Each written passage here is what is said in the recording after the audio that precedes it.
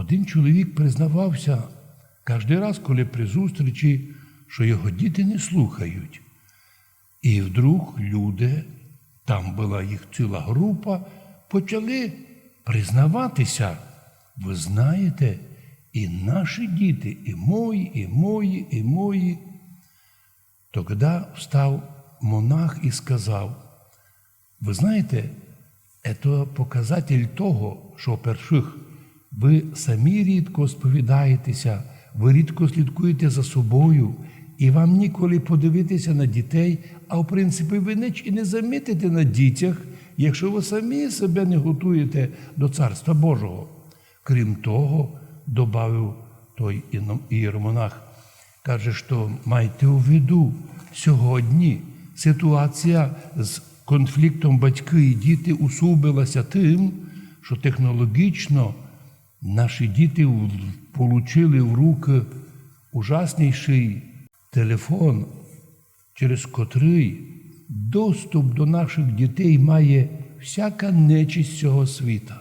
З одного боку, можна було спользувати таку техніку для того, щоб знайти там молитви, скачати собі прекрасні книги, на котрі не маєш грошей купити, але їх можна прочитати. А з другого боку, там наповнено повно мерзості, біла-чорна магія, розврат, розпуста, і в результаті то все доходить до наших дітей. А до самих маленьких дітей сатаністи готують подарок. Спеціальні мультфільми, які руйнують психіку малих дітей. І от настільки діти, коли увлікаючися телефоном, мають уже у дитячому возрасті збиту і розбиту психіку, що батьки не знають, що з ними робити. А причина була одна – допустилося зразу. Бо подобно тому, як наркотики, як курення, так і інформація через телефон привикає організм і розум, і серце до того. Показував один фільм, як маленька дитина, згублена телефоном, каже, це японський фільм, як вона спала і пальчиком робила, як будто був телефон у руках у неї, там міняє сторінки. Що нам робити в сьогоднішній день? І то святитель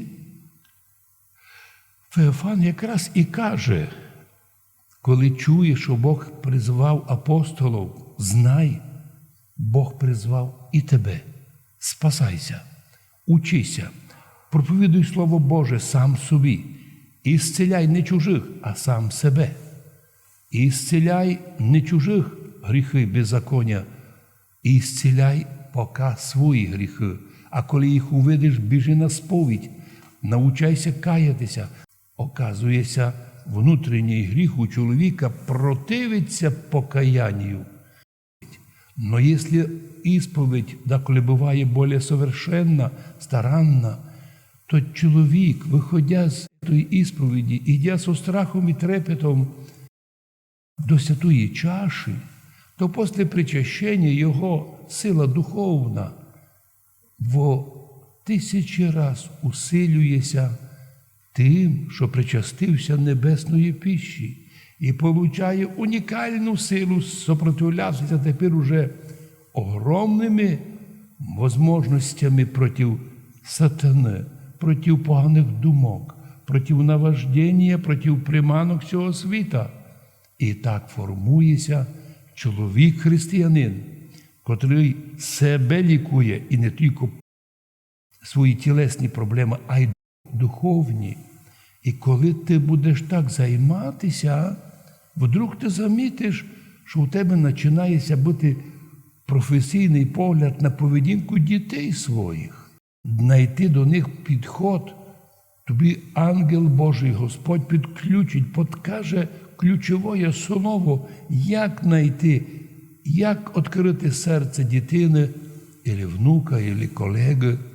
Бо тоді, коли ти сам іспитав тот путь, на путі Господньому потрудився подобно апостолам, тоді й почувствуєш, як і твої близькі будуть ясно чути твою підсказку не як формальне слово, а як слово із властю.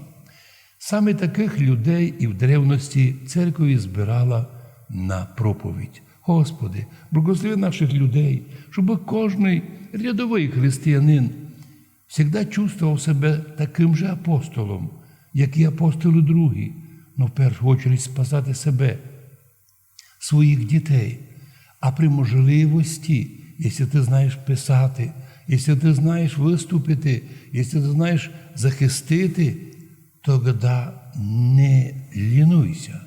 Бо кожне слово сказане в защиту дітей Божих, в защиту церкви, твоєї віри, золотима буквами вписується в твою книгу життя на небі, і ту й на землі, хоча будуть тебе додівати і кусати, і бити за те, що ти підняв голос в защиту віруючих і церкви. Но ці біяння не будуть смертельні, но вони ще більше тебе укріплять і тут на землі служити церкви і сім'ї своєї, а у вічності, уєдно со святими, зможеш і ти, дай кожний з нас наслідувати по милості Божої, Царство Божої. Амінь.